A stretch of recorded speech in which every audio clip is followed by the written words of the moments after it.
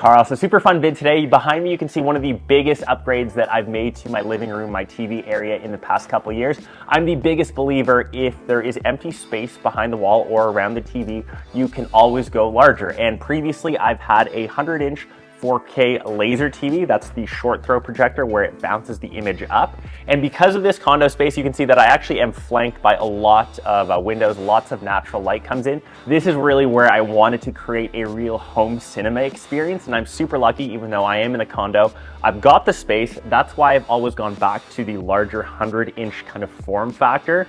So this is actually the largest legit TV that I've had. So it's an actual QLED panel. And this is the Samsung 98-inch Q80C. And thanks to Samsung for sponsoring this video. And it's just nice to get an actual real legit TV in the space. There's no trade-offs for quality. I don't have to worry about the black levels, the saturation. Obviously the light of a projector is nowhere near as bright on a real TV. And even if it's direct sunlight in the middle of the day, I can watch content without squinting or worrying about quality. So this is it. I've done it. So first I'm going to kind of talk about the design, and I initially was planning to have this wall mounted. I still plan on doing that, but just to test out for this vid to get the content out, it is just mounted on my TV stand. And you can actually see there's technically still space around the wall, so theoretically I could go for a larger panel. I'm not too sure if Samsung makes a larger TV. I know that they have these small LED panels that you kind of group and block together. I've been to CES where they've showcased the wall, which is like a 200-inch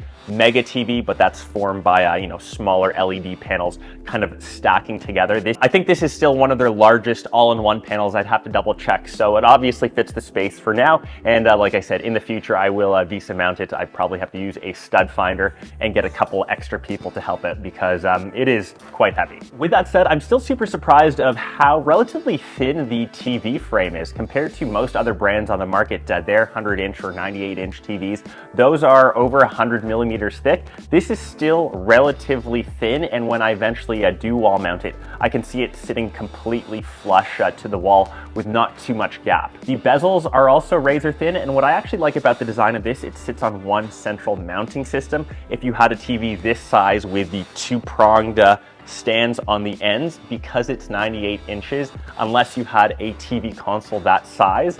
Keep in mind that I bought this TV console, I think like 4, 5, maybe even 6 years ago. They didn't make TVs this size, so that wasn't really something you had to consider. Since this is centrally mounted, it still fits on mine. In an ideal world, you'd probably want a larger TV console, but I think it still fits the space perfectly fine.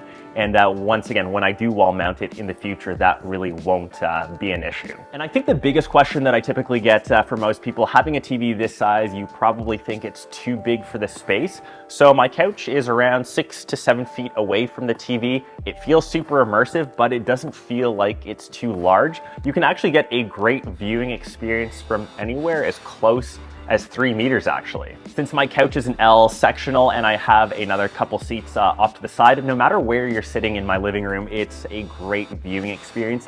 It feels immersive. You aren't getting any of the glare from the windows. And like I said, because it's a QLED panel, you're getting some of the deepest blacks, some of the richest color, saturation, and obviously the quality of it is just really unmatched. So once you've gone through the initial TV setup, it took me a couple minutes paired to my Wi-Fi, logged into my Samsung account, and from there you'll experience most of the TV through Smart Hub, which is Samsung's main media center. You can access thousands of different apps. There's a ton of them pre-installed, like Netflix, Prime Video. You actually have some of the hotkeys on the actual remote. From here you can play games, or if you have kid-specific content, you can kind of set those parameters through there. And if you're big into smart home, you can actually use your TV as the main hub to control everything, and that's through smart things. I tend to use my main phone, so I'm actually using the Galaxy Z Fold 5, so it's kind of perfect as they all kind of work together. This is usually a huge win if you're someone deep into the Samsung ecosystem, so you can do things like screen mirroring, multi-view, and it's just nice to see what's going on around your smart home from the TV, obviously, because it's the largest screen, so just the glanceability of it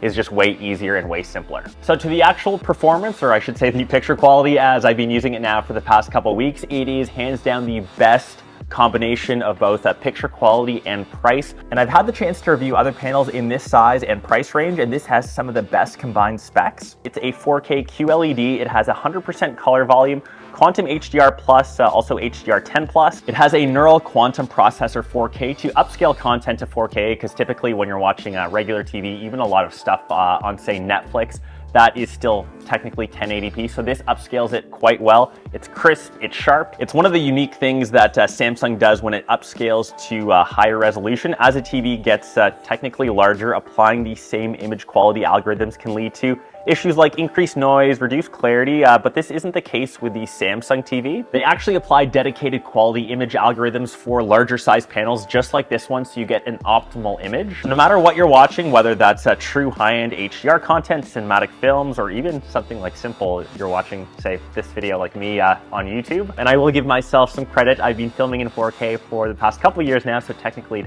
doesn't have to get upscaled, but the image quality, it looks nice, it looks crisp. The real benefit of getting a TV of this size, it's so you get immersed into the action no matter you know, what you're watching. So if you're into sports, if you're watching a concert, you want to feel like you're actually there. You want to feel like you're going to the cinema, not having to pay, you know, $30 every time for a film. If you're investing into something like this, you can watch everything from the comfort of your own home. You don't have to spend $30 to $50 on obviously popcorn, on drinks, on the concession. You're private, you're in your own space, and you're getting a true cinema experience. So it's super dope. So another big component of this TV is gaming. So I know gamers can go like one of two ways. You can either be, I won't say like a PC bro, but if you are someone real try hard trying to maximize frames, you're sitting behind probably a PC screen, something small.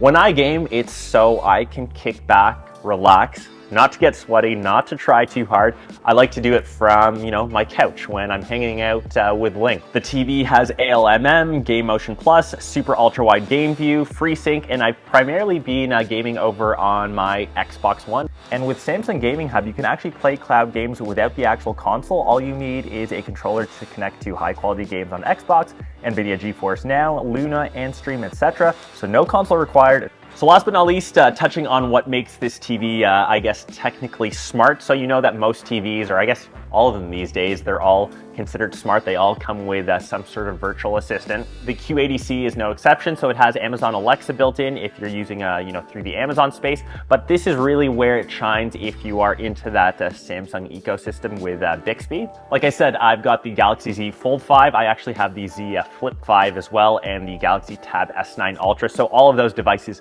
kind of work seamlessly, and it's a great addition. Like I said, if you're invested into the Samsung ecosystem, this is probably the TV that you're already on. So yeah, to end it off, this has been one of my biggest upgrades, honestly, in 4 years. Like I said, I've kind of switched back and forth from the laser TV, and I've tried all the different size panels.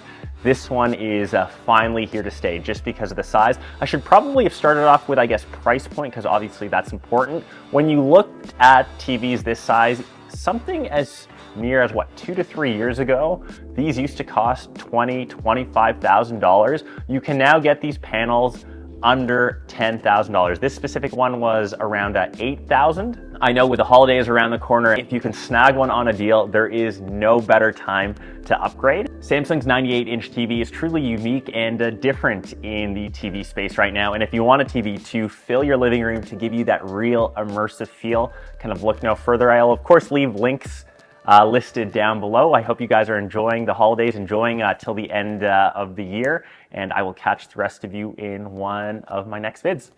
Peace!